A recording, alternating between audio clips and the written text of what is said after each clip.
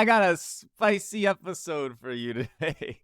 I got a spicy episode. All right, this one is about excuses I hear from people who don't have any marketing funnel, who don't know the marketing funnel that they will have, who have no inbound. It could be employees who are looking for jobs and all they're doing is sending messages to people, and they don't have recruiters reaching out to them. Maybe it's someone in college who's looking to get a job. Maybe it's a startup. And they just launched and they don't have users coming to the platform, coming to the startup. Paid ads aren't working very well. They're trying to find their tribe. They have no inbound. You got no inbound. And so I say to these people, you should be on TikTok. And when I tell them this, I hear a lot of excuses. So I'm going to say the most popular excuses that I hear, and I'm going to give some juicy rebuttals to those excuses. First, why is TikTok such a great platform for inbound, especially if you don't have an existing funnel set up? Number one, TikTok, you can use, I've shared this tool all the time. It's called reusevideo.com. Whenever you put a video out on TikTok, it comes out on every other platform: Instagram Reels, YouTube Shorts, Facebook Reels, Pinterest, LinkedIn, Twitter X. I'm growing on Twitter to a good degree, partly because my videos come out from TikTok to Twitter, and people discover me like that on Twitter. It's crazy. I've had really top people reach out to me because of this. I'm still floored by it. I am still floored by it. So that's number one. You put out a video on TikTok, comes out everywhere else. So that's great. Number two, there's built-in distribution. The more content you make, the more likely you are to find the people who resonate with your brand, with who you are. There's built-in distribution. You don't have to do promotion. You don't have to take your TikTok and put it on Reddit or send it out to people and hope that people see it. You don't have to do that. If it's good, if people agree with it, then more people will see it. Not even agree. If just people engage with it, people like it, more people will see it. So there's built-in distribution. That is immensely powerful.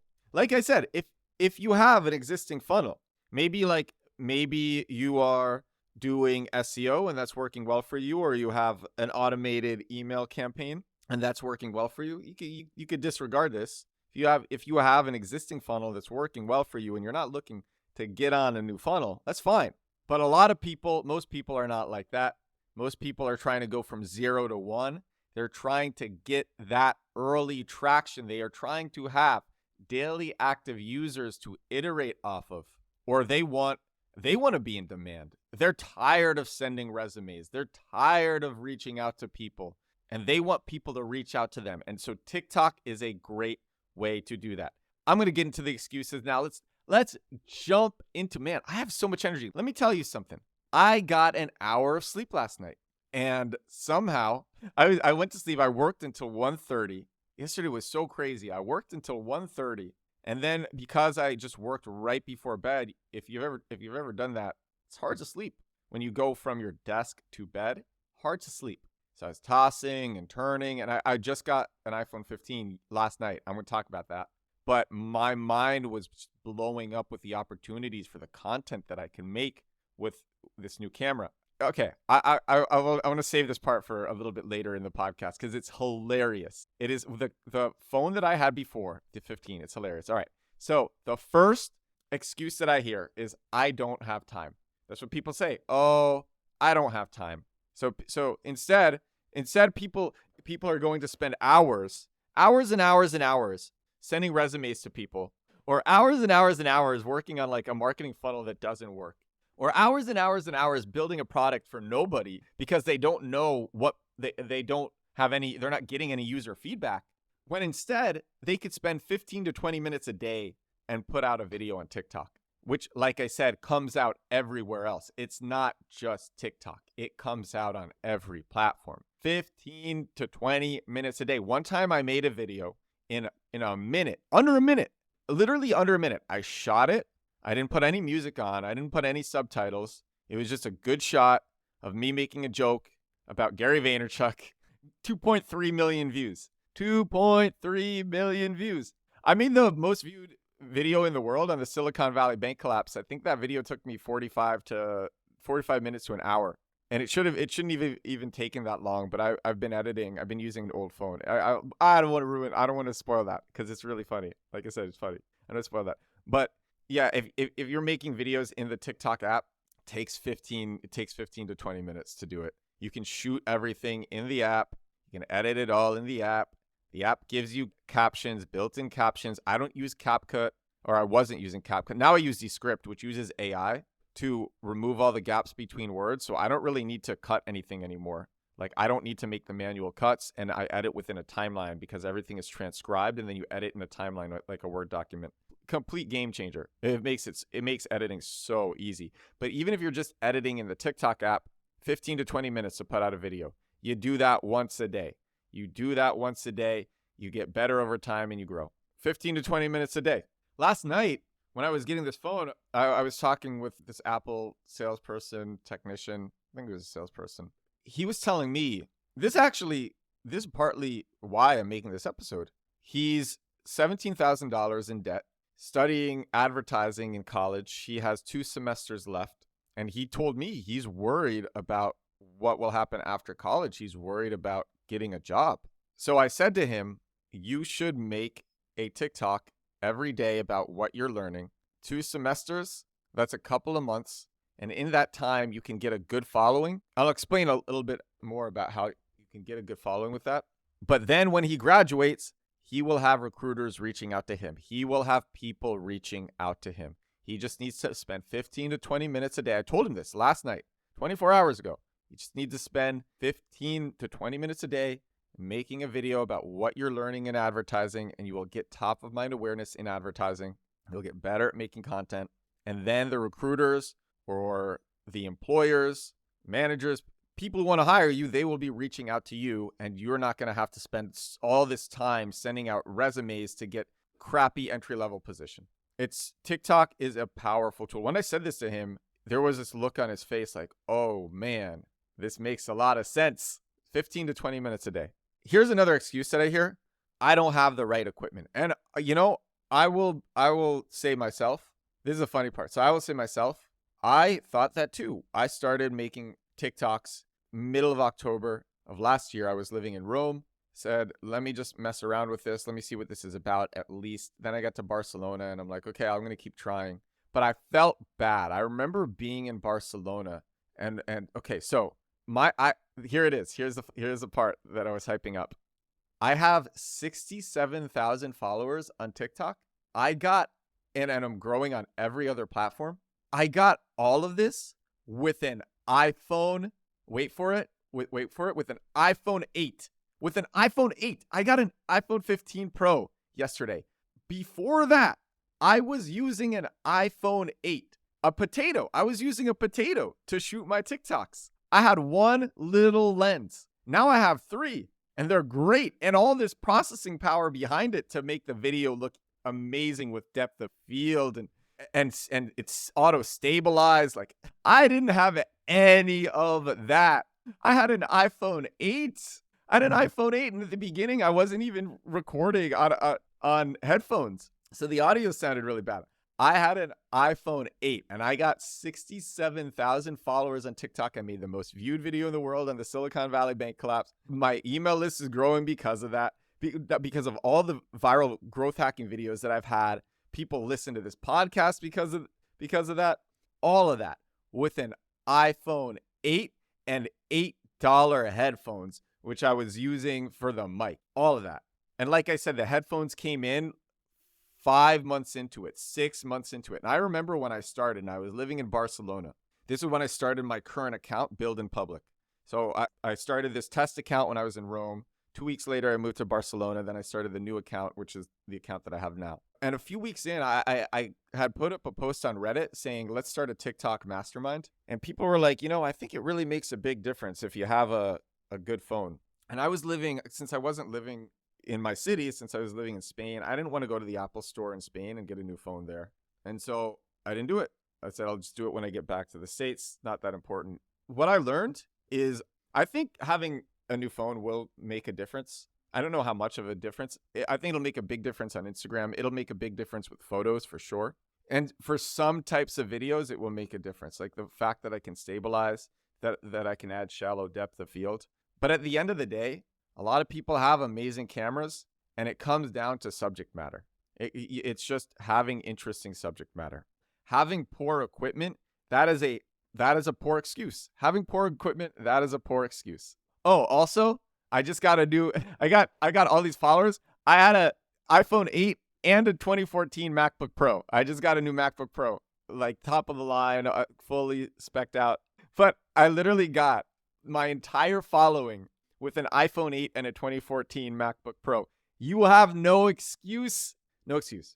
All right, here's something else here's another excuse that I hear. Again, no excuses, but this is my rebuttal. People say, I don't have the editing skills. Oh, you went to film school, Edward. My early TikToks, even on the new account, were garbage. Steaming, nasty, smelly garbage. Because I didn't know how to edit. I didn't know how to shoot.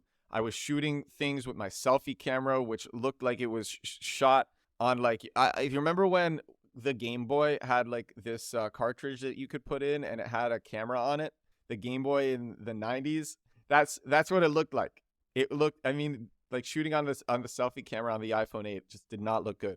And I was doing that at the beginning. In fact, I think I was still doing that when I made the most viewed video in the world on the Silicon Valley bank collapse. But my editing got better over time. My editing at the beginning was really bad. So you improve at editing. And honestly, I would say that my editing only got good in the last few months when I started using Descript, because now the cuts are a lot more consistent due to just the fact that the AI cuts it. So what it does is I select any gap between words that's over 0.1 seconds, any gap between words that's over, I guess, a tenth of a second, and I just reduce that to 0. And so there's really consistent cuts, and it makes it very engaging. And it's super hard. It's harder to do this on TikTok, but it's totally doable. I did it, and you can do it, like I said, in 15 to 20 minutes. But for like more complex shots, this is just easier. If you just have a ranting take, Descript is easier. But like I said, my editing only got good in the last few months. I still had, before that, I had like 35,000 followers.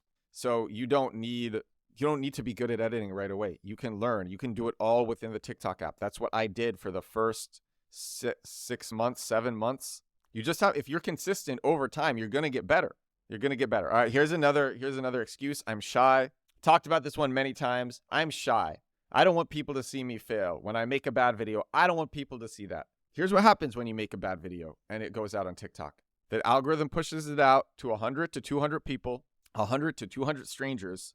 Because the video is bad, no one engages with it. Very few people like it. Nobody shares it.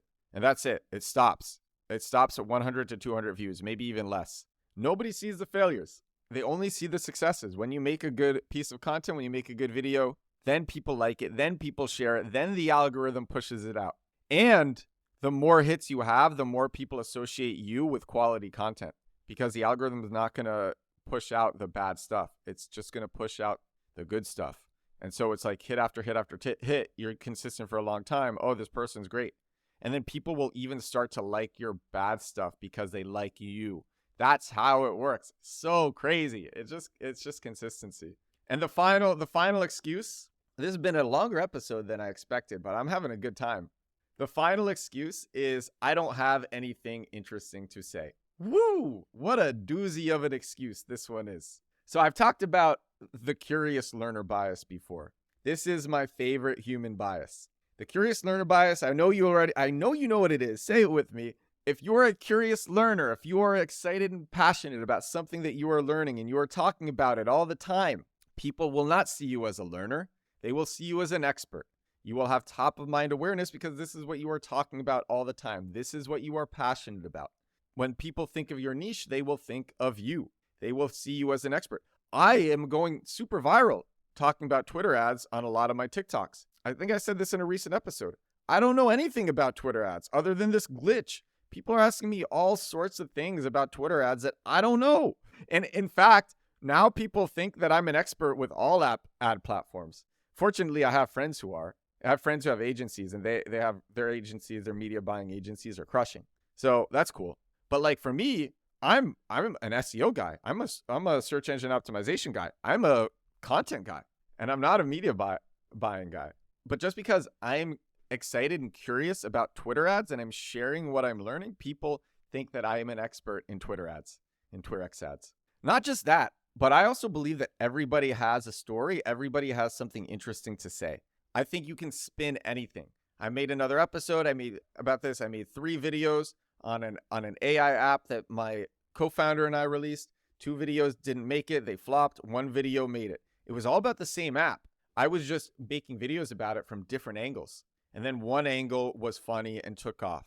So anything that can be spun to be interesting.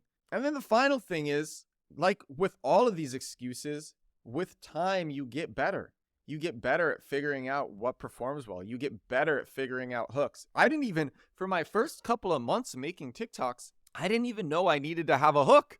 I didn't even know that my videos needed to have a hook. And 3 months into it, a video of mine started going viral, and I sent it to a friend, and he said to me, "This is a great hook."